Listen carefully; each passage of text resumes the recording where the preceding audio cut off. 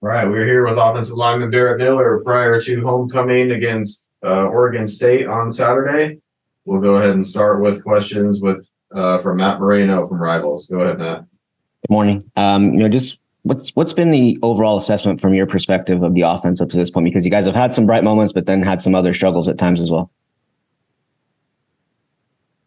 Yeah, I think one of the things we need to focus on is consistency. As you said, we do have those bright moments. We also have times where we aren't as great as we think we are. I think it's just actually realizing our consistent potential. I feel like sometimes we doubt ourselves, but I think slowly we're building that confidence. And from there, we actually start believing ourselves a little more. And so I think we just need to have that full belief all the way through.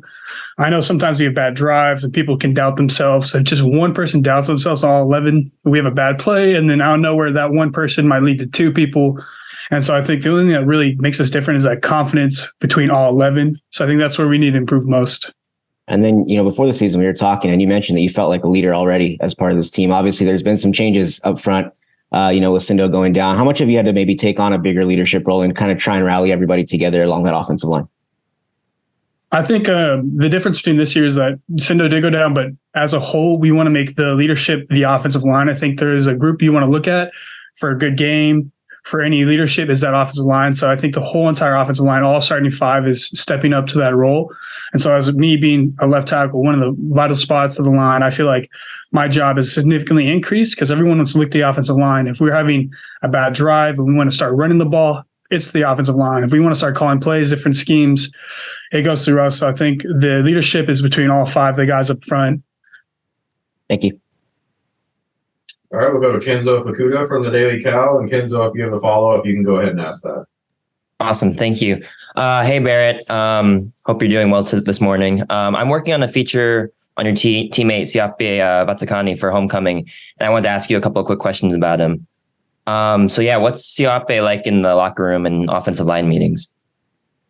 I think definitely I love Vati so much. He is the youngest one on the O-line so far. We do have Matthew Wyckoff, who's also can take part in being the youngest, but I think Vati being where he is at right guard, I don't get to see him too much, but I felt like growing strong with him. He's a really down-to-earth guy, and I think he's strong, physical. I see so much potential in him, and so I think when I leave, I know I'm going to keep watching him all the way through, even if not for the NFL, but if it is, I'm going to watch him play on Sundays as well. So overall, I'm just glad he's here. He's a very chill. I think someone I need to recenter my mind, actually just take myself away from the anxiety or maybe something I did bad. I talked to Vati. He's always there with a calm demeanor. For sure. And I know you're talking about how the O-line's really stepped up that leadership since Cindric went down. So how has Vatakani sort of stepped up into that leadership role, especially because, he's so young, he's a sophomore and everything?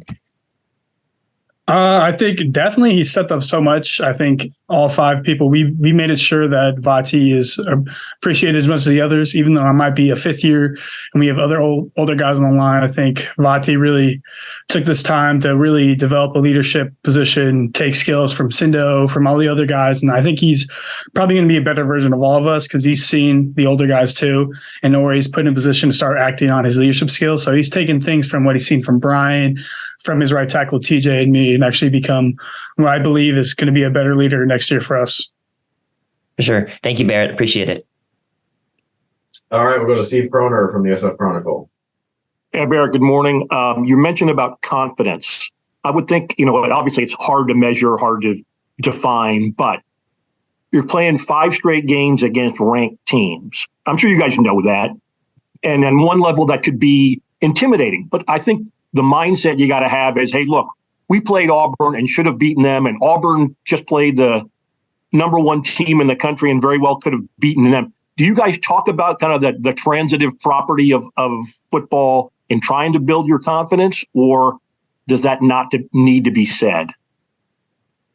There is times that we do look at it. I feel like if I doubt myself sometimes, I had a great game against Auburn and see where they are now. But I think as a team majority, I think what we need to be is so future oriented because we do have 5 ranked teams. We're playing Oregon State this weekend and we play Utah. So it is pretty overwhelming. And so I feel like we can sometimes differ off the track, but it's so vital to put almost every single ounce of my time into the opponent this week that I find it hard to be like, oh, we had a great against Auburn, and Auburn just played Georgia.